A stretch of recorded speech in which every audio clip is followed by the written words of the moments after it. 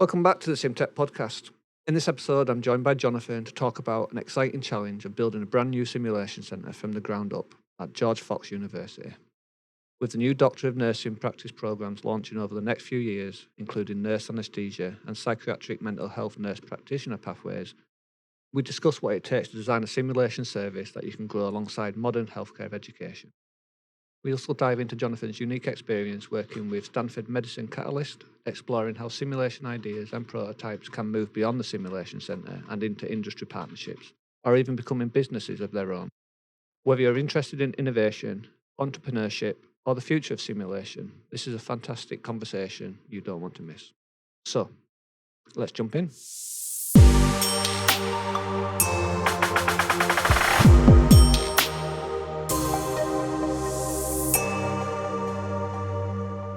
Hello and welcome back to another episode here at the SimTech podcast. And today we are going over the sea and across the pond to talk to a very special guest. Special guest, would you like to introduce yourself? Hello, thanks for having me, Craig. My name is Jonathan Muddle. Very nice to be here. And Jonathan, what do you do? I am a director of simulation for George Fox University in Portland, Oregon, United States. And what does a normal day look like for you over there? Yeah, normal day. So we just launched a new Doctor of Nursing practice program. And so I am the director of simulation for all of the DNP programs. So we just launched one program right now with two more on the way. My normal day a lot of times looks like curriculum planning, adult learning planning, simulation planning. If you've worked with residents before and have done new resident orientation, I kind of compare that to what we're preparing, which is immersion weeks. And so our students are largely hybrid. So they're online most of the semester. And then they come in for an immersion week where we focus on the mainly technical skills for CRNAs, and then behavioral and cognitive skills as well. I mean, I love that word, immersion weeks. I mean, it sounds amazing. What does it actually mean? Yeah, so what that means, we try and do 4 to 5 days of actual skills training where we bring all the students, all the faculty together, and we really go through what they're going through in the curriculum right now. For DNP nurse anesthesia students, what they're doing right now is they're preparing for their clinical residencies, which happen in their 5th semester out of 9 total for the degree. And so we're preparing them for those clinical residencies where they're going to be supervised by a preceptor in the hospital setting later on. So their first 4 semesters are really intense learning, and we're trying to partner the simulation skills during immersion week with the actual curriculum, the didactics that they're going through throughout the rest of the semester. So what that looks like for them, they're touching anesthesia machines their first semester, which is really cool. They're getting excited, already ready to be an anesthesiologist. Second semester, we're going through largely airway management. And our third semester, which we're coming up on here in June for our next immersion week, is largely focused on ultrasound training. So we're trying to hit these key skills to get them ready for clinical residencies. And then after residencies, we'll still have them here for immersion weeks. We'll be focused on some more advanced skills to get them ready for being an independent provider once they've graduated. Well, sounds really exciting. I mean, I think it might even be my favourite is anaesthetics now at the moment. Because we do our lead for sim is an anaesthetist, so we do a lot of anaesthetic simulations here, and I find it probably one of the most exciting. Just because of the world that you guys live in, everything is life or death. It's you're out there on the edge. So all the simulations, unfortunately, we call the courses like difficult airway, so they know what they're getting into when they arrive. But like I say, it's all right on the edge of emotion and human factors and that kind of stuff. Yeah, and it really is. It's a great great specialty of medicine, I would say.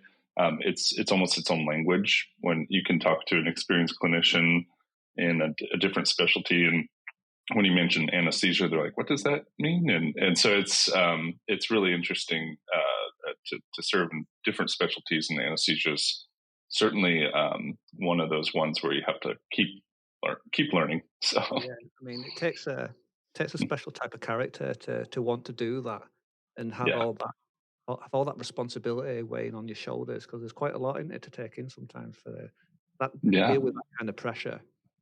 yeah, Because definitely.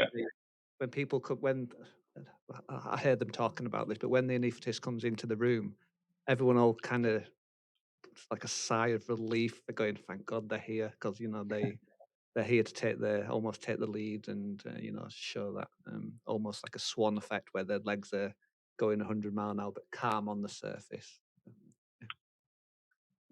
How did you find your way into simulation? Can you remember how you got there? Oh yeah, wow. Well, I've been in simulation for almost a decade now, and it's kind of a two-parter. So I stumbled upon simulation, which I feel like is maybe very common with different people I've talked to. They really didn't know it as a field that existed maybe before, discovered it and got their feet wet, and now have built a career out of it. And that was kind of my exposure. I saw a LinkedIn post for a simulation technology specialist, and I said, "Hey, that job sounds cool," and so decided to apply. I was lucky that the hiring manager looked at my resume and said, "Hey, that sounds like someone I might want to interview." I don't know if I would have done the same now looking back at it, but he gave me a chance. I was able to interview, and I started serving the audiovisual needs of about 3 simulation centers at that time in Columbus, Ohio, as part of Ohio Health. So I did that for a couple of years. And we had a simulation supervisor position open up, and I was encouraged by my leader at that time to really lean into that role and get that leadership experience, which I'm so grateful I did, because it helped open up so many doors down the road too. Do you have a favorite part of simulation? Yeah, I think I love the immersive scenarios. So that can be mannequin based, or that can be standardized patient or hybrid. Um, I think I've done more mannequin based simulation in my experience. So I truly like that, where it makes sense. Um, as far as anesthesia, we plan on doing a lot of mannequin based simulation, and the second half when we're preparing them to be independent providers. But we're launching a psych mental health program too, where we're planning on doing standardized patient scenarios, but it's just as immersive. And I think that's my favorite part. And when I first got into simulation, I started my day 2. Someone wanted me to play a standardized patient actor in a scenario, and at first I said, "Standardized what? What does that mean?" And it was just really interesting. They're like, "No, you get play the role of the patient, and here's your case background, and just do this. Make your abdomen sore." And it was really interesting when I started playing the role of a patient. I felt immersed myself in the experience. So much so that by the time this scenario, which was only about maybe 10 to 15 minutes long, someone said, "That's a wrap," overhead. And instantly I was like, I zapped back into my own reality, right? And so that's where I was like, A really unique perspective, doesn't it? Seeing it from almost through the patient's eyes, almost, seeing what right, it's like to be right. on that side of the curtain, almost. Yeah. What's your thought processes between standardized patient and mannequin? Why would you go for a mannequin over a real person? Yeah, if I didn't mention learning objectives, I'd probably have a lot of virtual stones thrown at me right now. But I think learning objectives is key. For example, if your simulation is largely based around communication skills, you probably don't want to go with a mannequin, and so you would probably want to go with a more standardized patient. So it's learning what tools you have in your simulation tool belt, and recommending a modality to then apply, and provide learners with the best learning experience. Yeah, exactly. Because you keep saying the word immersion, and that's exactly it. And it is we. I think we're more stepping away from mannequins if we can. For instance, for anesthetics, you probably can't get away from mannequins because you're never going to be able to intubate a real person. But yeah, you hit the nail on the head. People you can just talk to people better without having the barrier of a microphone and a speaker, or somewhat, depending on how you do it. And I feel if a person walks into a room and they see a mannequin on the bed, it's almost like they go into training mode, don't they? Because they're used to that, and they might feel a bit more comfortable. Where actually, if you can see a real person, someone maybe distressed, that kind of stuff, who's a real, who's good at acting, it something switches inside. Yeah, I agree. You could probably zap into that suspension of disbelief a lot quicker when you see like a highly trained, skilled actor in that patient role. So that's a great point. Yeah, budding actors around here. I know we all get involved now. It doesn't matter who you are. If you're working within our simulation center, it's almost expected that you'll be called upon to do a certain role at some point. But I feel like one of the most favourite parts of our job is going in there and, dare I say it, have a little bit of fun, doing that Of kind of course, stuff. yeah. Yeah, if you're not having fun, what are we doing here? Just kidding. But it should be a lot of learning and some fun mixed in with there too. Yeah, exactly. All right, so that's kind of your journey into simulation. Why do you stay? Yeah. So I mentioned this is a part two to this. I actually came back to simulation just last year. So in between, I'll back up a little bit. So my time in Ohio Health, because of that leadership opportunity I took, I ended up accepting a role in Stanford University as director of simulation education there. So I got to work at the Center for Immersive and Simulation-Based Learning with Dr. David Gaba, definitely a pioneer in simulation space, and Dr. Susan Eller, another pioneer in the simulation space and just a master at debriefing. So got to learn a lot from them. And that was great. I was there for 4.5 years. I learned a lot. I think I learned the actual AV technology and some leadership skills in Ohio Health. But I really learned, the theory part of simulation at Stanford and the debriefing. That's where the learning happens. And so that was really eye-opening for me. And so I think when I took a little bit of a break from simulation for 2.5 years, there was a healthcare innovation project manager position that opened up with Stanford Medicine's Accelerator. And so I thought, hey, that sounds pretty cool to work with some innovations in healthcare and, broaden my skills a bit. So I did that for about 2.5 years. I got to work on some really cutting edge technologies that will make small dents in healthcare as a giant behemoth, but will hopefully help change them for the better. Come on, you've got to share what kind of cutting edge technology are we talking about here? Yeah, no. So yeah, I get to work on a few different projects. My very first one that I was introduced to was one where they used AI and machine learning to view a whole slide image and individual nuclei, and you would actually train your own model. Have you ever seen like the reCAPTCHAs online where it's like, hey, identify this bicycle, identify the stoplight in this picture, and you have to click different boxes? Yeah, so that's exactly the same model that they did. They said, hey, trained pathologist, identify these nuclei that are very concerning. They show you 3 images and you say yes or no. And within three rounds of that, you actually have already trained your AI model. And it starts viewing millions of nuclei and is able to really then populate, hey, here's the concerning point on this whole slide image. And it can greatly reduce pathology time when they're viewing individual slide images, specifically the difficult ones. So that was really cool. And there's some competitors in the space that have really taken off. Got to work on a kidney transplant device, so that was pretty cool. So they focused on that last mile effort where, there really is no way to right now commercially to cool an organ while it's being sewn into the recipient's body.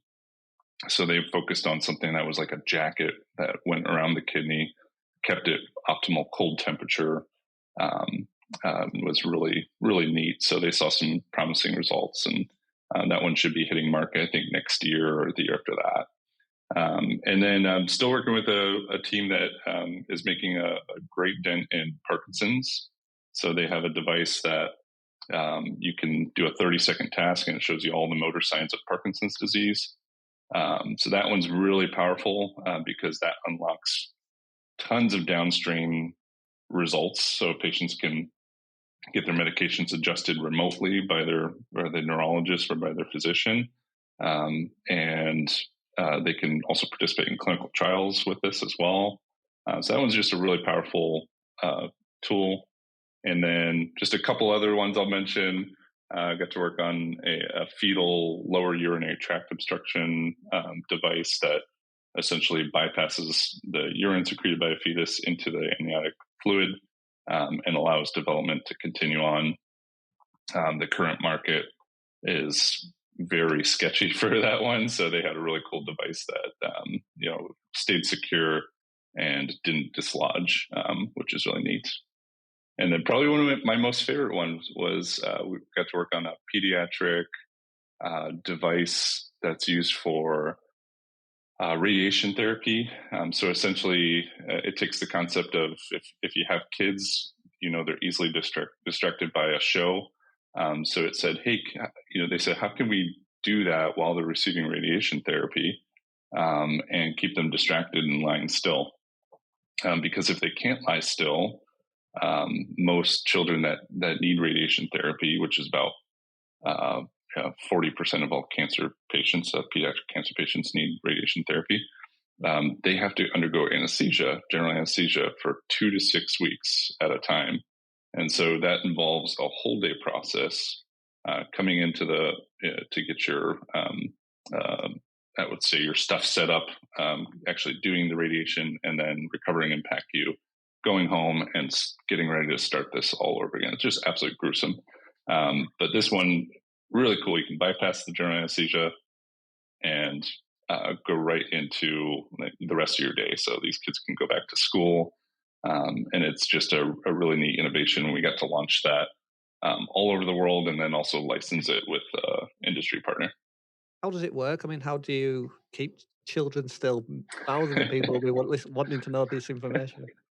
Yeah, I mean, if you have a child and you've seen them watch their favorite show, they almost instinctively do this where they're just remaining still on the couch, maybe watching. So it's interesting, in radiation therapy, a lot of times they're laying flat on the bed, and we try and project the device over them, which is it's low density. The radiation beam can pass through it and not be affected significantly. And so it actually allows it to pass right through their screen, and they just keep on watching. And it was funny. I brought my 4-year-old son in at the time, and he played the model for the photo. And so we tried it out, and it was actually pretty wild. He hopped up on the bed. He got to watch Finding Nemo, and he lied still for at least 30 minutes while we were taking photos. I mean, it was terrific. Wow. But we've used that device with kids as young as 7 months old. There was a case study for a child in Romania where they were 7 months old and were able to watch something instead of getting general anesthesia. So it was really helpful. I think I've seen something similar with using a VR headset on children who are getting cannulas or blood taken. They put the headset on and one, they can't see, and also they're distracted. Kind of the similar concept, which is cool. Are you well, you mentioned AI. It'd be silly that I don't talk about it. Are you an AI enthusiast, or are you a end of the world kind of person? Somewhere in between. I think it's a useful tool.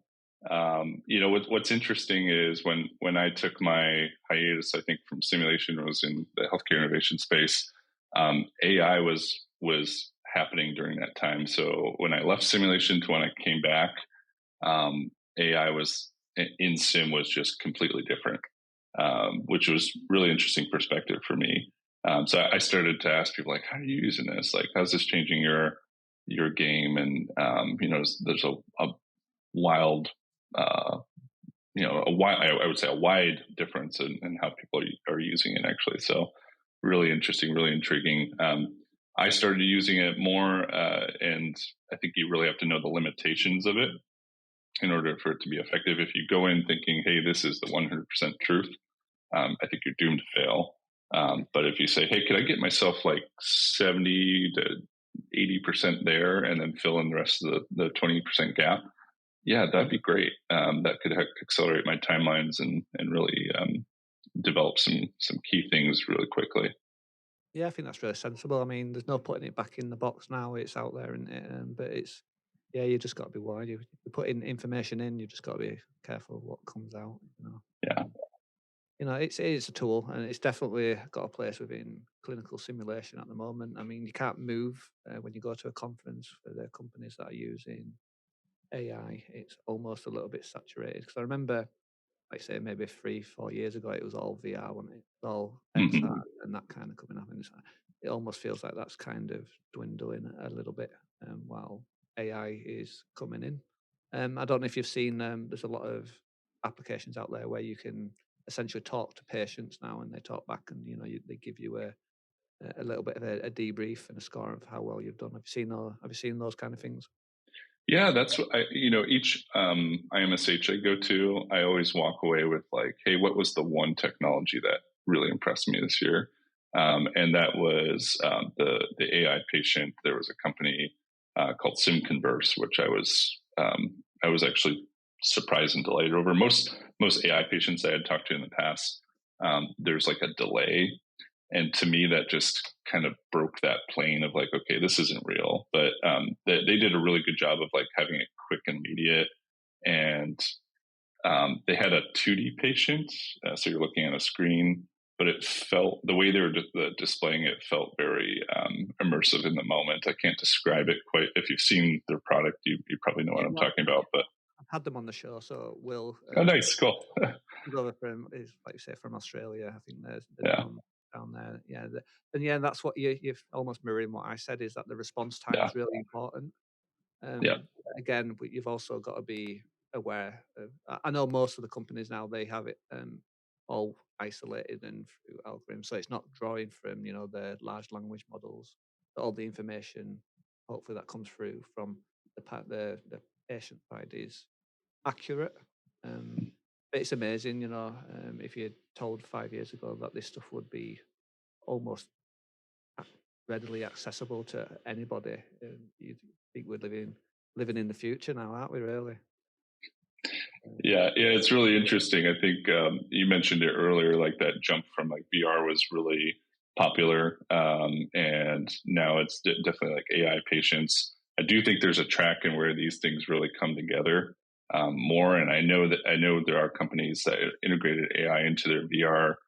There's still a gap, I think, that exists in making this extremely powerful tool, such as like haptic feedback. Like, right, we don't have as much haptic feedback in VR sims. I think the power of AI patients, AI-based system in the background, and haptic feedback can really be a game changer.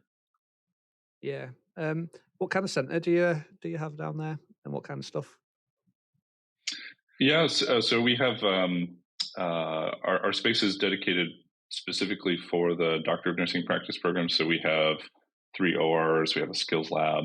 It's about 11,000 square foot space. We have a couple pre-op rooms, debrief rooms, a couple 2-bay clinics, and some patient assessment rooms as well.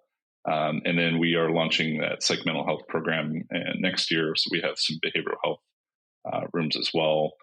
I would say the usual, you get your audio visual stuff set up in the rooms, but it's been really intriguing now being on the development side of things. That's partly what attracted me up here is I got to experience developing a simulation center, pretty much as much of a blank white canvas as you can get. That's what was offered to me in this job, and I was really excited to leave your mark and legacy on building a sim center. So that was pretty cool. I mean, it's always been a little bit of a dream of mine is to create my own center, because when you take over a center, you have your wishes about, I wish there was more storage. I wish there was is like, I wish this room was closer to this room. I mean, where do you even begin to plan something like that? I mean, do you have a priorities of, I would like this first and this, because I suspect there's loads of barriers and all kinds of problems that you're encountering. Sure. Yeah. I think you're never going to be able to get it completely right in the design phase. I'll put it that way. Because you've probably been to a lot of simulation centers, is my guess. And there's a saying I always say is, once you've seen a sim center, you've done exactly that. They're all different. So it's really interesting to me to think about, okay, what are the needs? And it's changed so much on the design plan. Even when this sim center was first designed, it was like, oh no, the control center is going to be in this room. Nope, the control center is going to be in this room. Nope, this is going to be a debrief room. Nope, this is going to be a larger room. So it's changed so much since the initial design era. And now we're doing no control rooms, right? So that's how it kind of shifted away. But I truly find it, once you do have that building set up, there's these little things you don't even think about, like, where am I going to put the hand sanitizer in this room? Like, what logically makes sense? Where am I going to how am I going to position this room, and start poking holes in a wall to a brand new sim center? That part is intriguing to me, and I've been learning so much already. So it's been great. Yeah, I assume it's all going to plan and you've had no hiccups at all. Uh, Definitely not the case. We've had hiccups. Certainly, I would say what I'd recommend if you're in this situation in the future is that you're building a new sim center.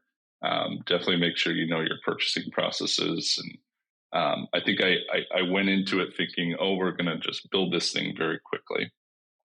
And the truth of the matter is that budget does not necessarily act that way. We get budget refreshes every year.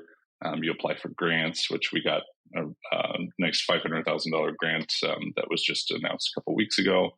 And so it's just for equipment, actually. So that'll help boost things pretty far along. But the truth of the matter is we're building alongside curriculum. We're building the plane as we're flying it. And we are trying to make sure that we're matching to curriculum. So I think my initial inception was like, yeah, our perception was that we would just build this thing out immediately. Let's go. But it's really been more of no, let's build it out as we need it. Yeah, I mean, how do you future proof something like that in something that is moving so quickly? I don't even, like, say, as I've said, 5 years ago, you wouldn't have thought about AI. How do you know that the center that you're building now stays relevant in 5 or 10 years time? Yeah, I think trying to remain flexible, having your room spaces remain flexible as well is key, and not falling into that pit trap of something new in simulation technology. It's shiny. Oh, we got to have this. And have your sim center be completely anchored to, a new technology. I think of this, actually, I won't mention the sim center name, but I toured the sim center back in 2014, 2015. And they completely designed their simulation center around a VR cave. So much so that the foundation of the building, they had 3 floors given, but they had one cave. It had 9 projectors on each wall.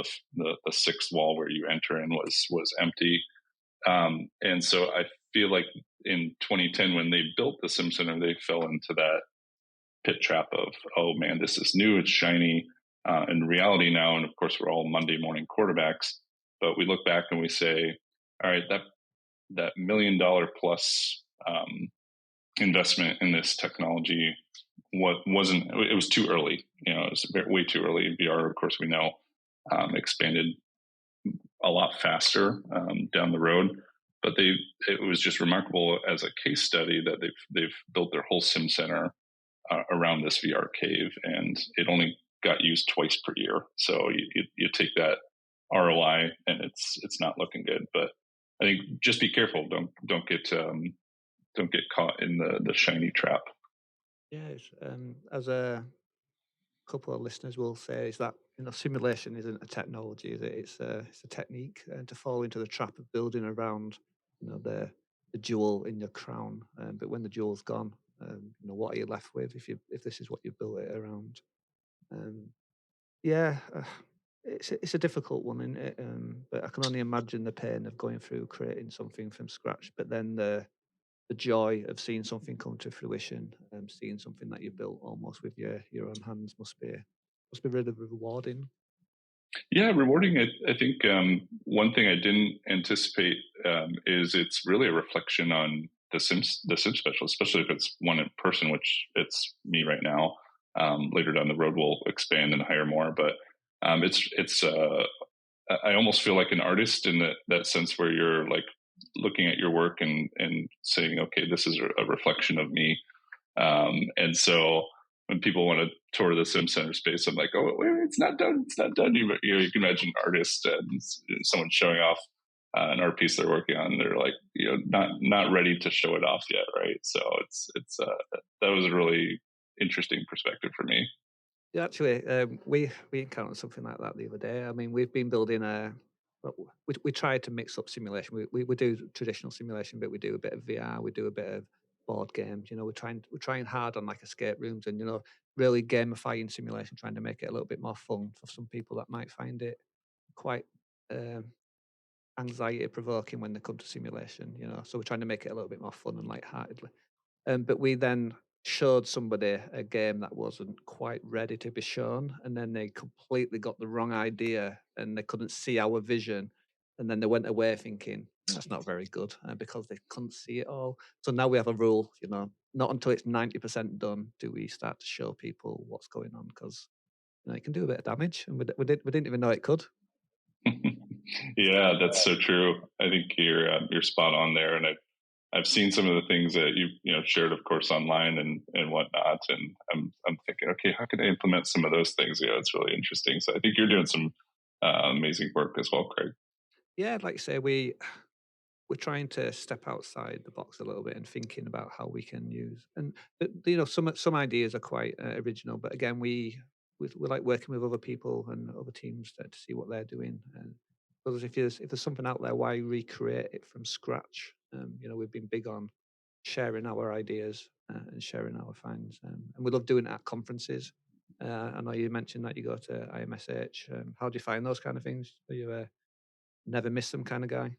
Yeah, no, I like conferences. I've really only been to IMSH. I'm hoping to hit up some of the other ones as I've kind of boomeranged back into simulation.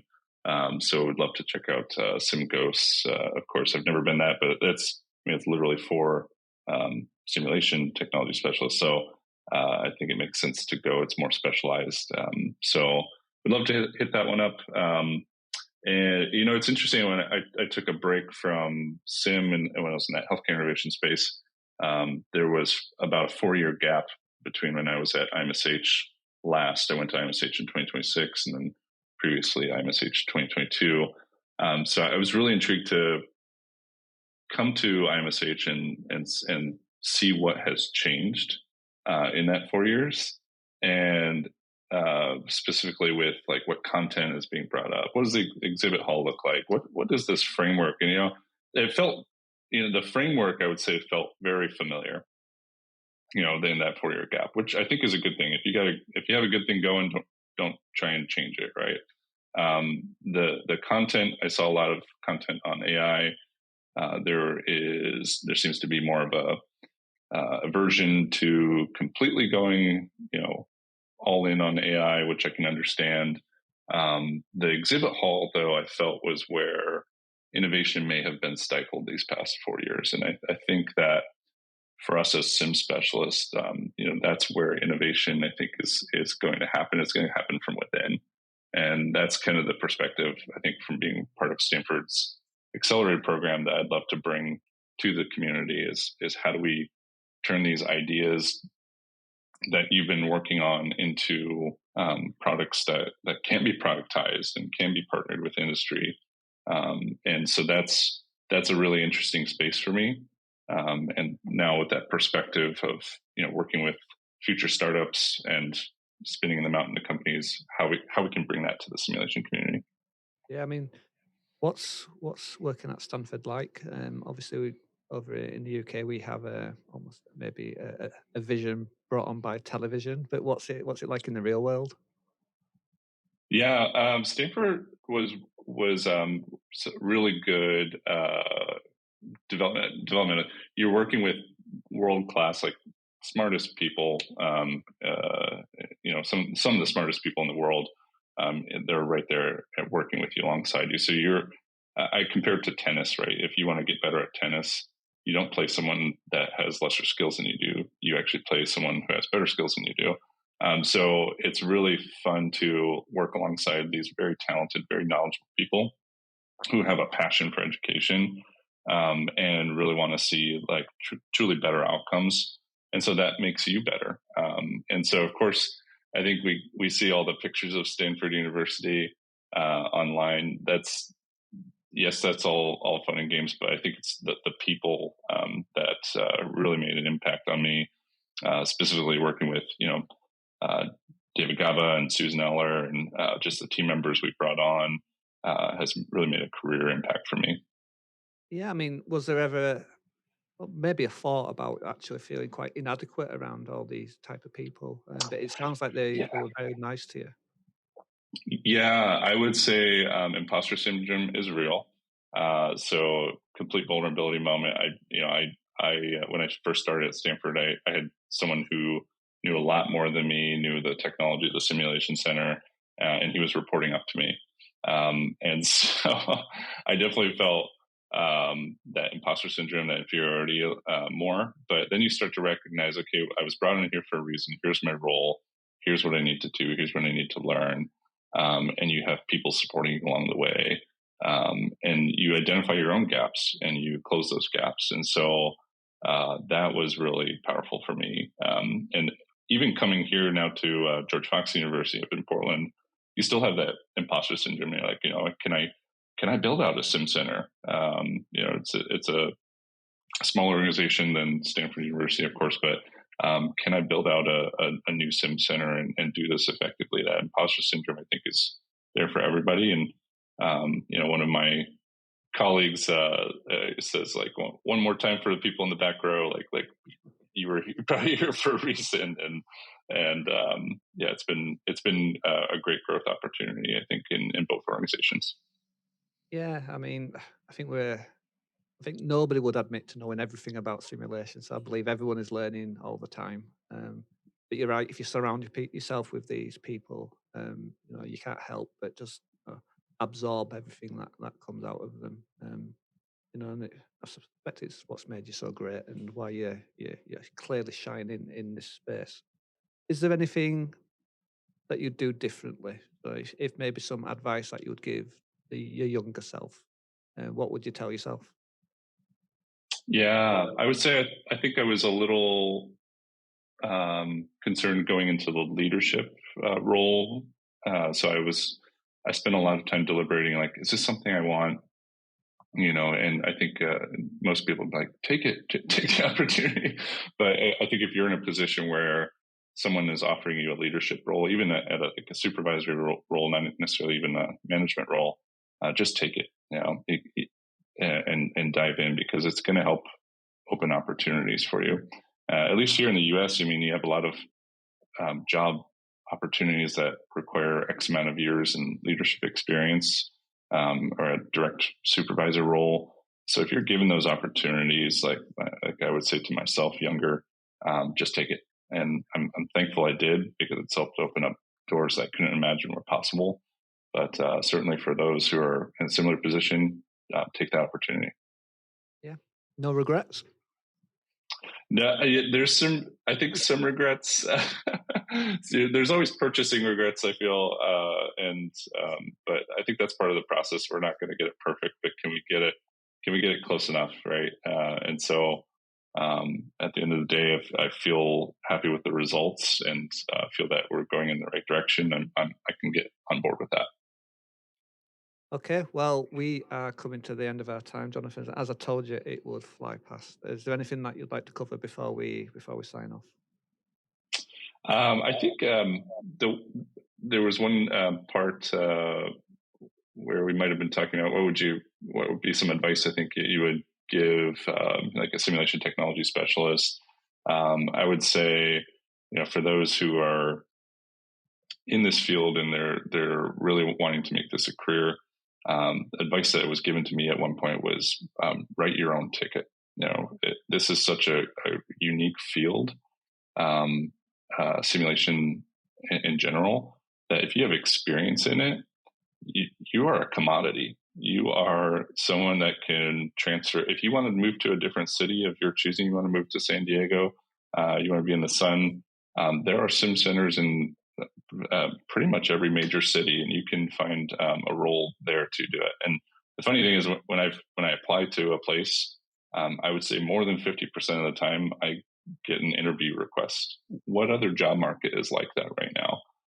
So I would say for those who are wanting to really build a career out of this, write your ticket. Where do you want to be, and land with a place that aligns with your values? Yeah, happy days. I mean, when we interview for the tech role, it's very rare that we get someone who has clinical knowledge and technical knowledge and has any simulation experiences. I mean, it is just so rare and maybe a bit too bespoke. What would you look for in a character if you was hiring for a tech or a specialist? What kind of character do you look for? Yeah, character. That's a tough one. I think if I'm just looking off resume to begin with, that's usually where I would start. I would look for experience in probably one of the three main areas. Like, do they have sim experience? No. Okay. Do they have AV experience? Do they have clinical experience that we can apply towards simulation? So I think those are the three strong areas. And then character, I'm really looking for integrity. Are you going to do the right thing? One of my leadership principles is if you take care of the business, the people, the learners, and each other, everything else falls into place. So if you can show me you do that, we're going to work well together. We're going to do what's right for the business, and really, this is going to be a great working experience altogether. As far as as far as other character things I look for, someone who is always willing to learn. This is a field that is changing, as you mentioned, Craig. There's several large changes going on in simulation, but if you're not willing to learn and change and improve, that continuous process improvement, that's a red flag for me. I would say I'm looking for someone who is willing to grow and learn and actually tell me examples of how you've done this, not just say it, but like give those specific examples. That goes really far in an interview process. Yeah, exactly that. All right, Jonathan, if people want to contact you or get hold of you or you reach out to any of the work that you've done today, what's the best way of getting hold of you? Yeah, I would say, feel free to connect with me on LinkedIn. If I can share my email too, please let me know. But it's jmuddle@georgefox.edu. So yeah, feel free to contact me. I'd love to be a resource and help in any way I can. I think that's the beautiful thing about simulation is we're a community that loves to share, and there's very few organizations and career fields out there like that where we have such a willingness to share with everyone. So yeah, I would love to be a part of it. All right, Jonathan. Well, thank you for coming in and speaking to me today. It's been a pleasure. Thanks for having me. And that wraps up this episode of the SimTech podcast. A huge thank you to Jonathan for joining me and sharing his experience of developing a new simulation centre, supporting expanded DMP programs, and giving us an insight into the world of innovation and healthcare entrepreneurship through Stanford Medicine Catalyst.